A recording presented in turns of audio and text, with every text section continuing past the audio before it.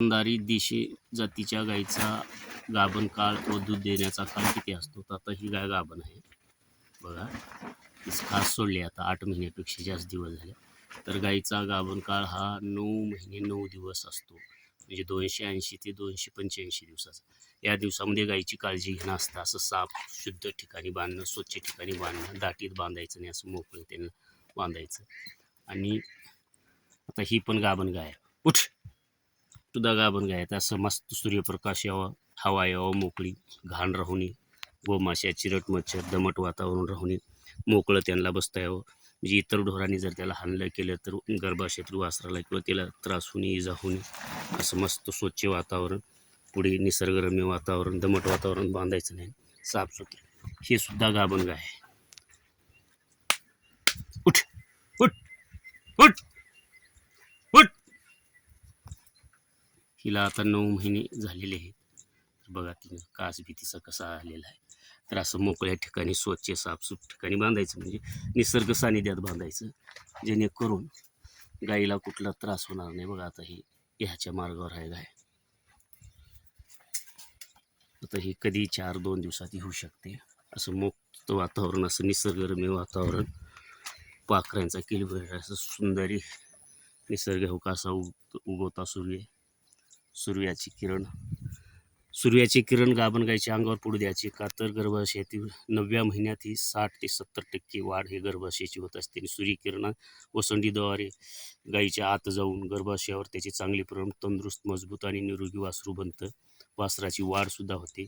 सूर्यकिरणामुळे D जीवनसत्व म्हणजे मूळदूस होत नाही, वासरू निरोगी जन्मतं, रोगी जन्मत नाही.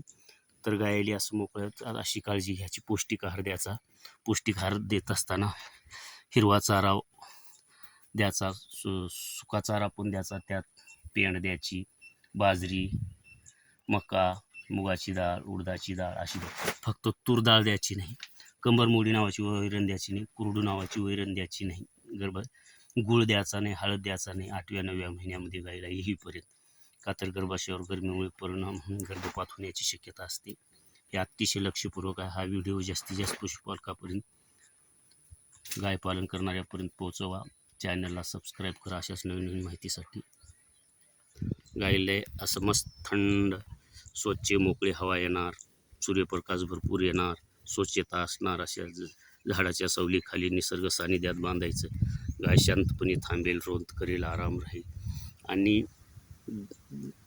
अवघड ठिकाणी गायला बांधायचं नाही. अवघड ठिकाणी चारायला सुद्धा गायला घेऊन जायचं नाही, का तर त्या ठिकाणी गाय घसरून पडून गर्भाशयाला मार लागू शकतो. दर्या, डोंगर, माळरान, उतार अशा राहणार, साफ रानातच चारायचं.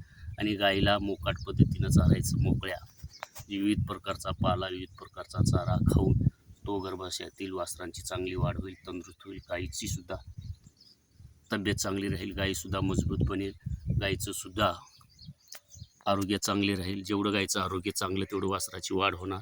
आणि गाय व्हिल्यानंतर गाईच्या सशक्तपणा राहणार, गाय व्यतामध्ये दूध चांगलं देणार, पौष्टिक आहार मिळाल्यामुळे गाय मजबूत राहणार. तर अशा प्रकारे गाभण गाईची काळजी घ्यायची. गाभण गाईचा काळ हा 9 महिने 9 दिवसाचा, दूध देण्याचा 10 महिन्याचा म्हणजे 300 दिवसाचा असतो. तर अशाच विविध माहितीसाठी व्हिडिओ शेअर करा, चॅनलला सबस्क्राईब करा. अनेक पशुपालकापर्यंत किंवा गाय पालन करणाऱ्यापर्यंत हा व्हिडिओ शेअर करा. तर गाभण गाईच्या काळात आणि विहल्यानंतर गाईला पौष्टिक आहार द्यायचा, सशक्त आहार द्यायचा. गाय अशक्त होती, गाईचा झार पडावा म्हणून जवस वगैरे चारायचं. जवसामुळे गायचा झार आणि पोटातली घाण निघून जाते. ही आपली पारंपरिक पद्धत आहे. तर गाभण गाईला असं सांभाळा.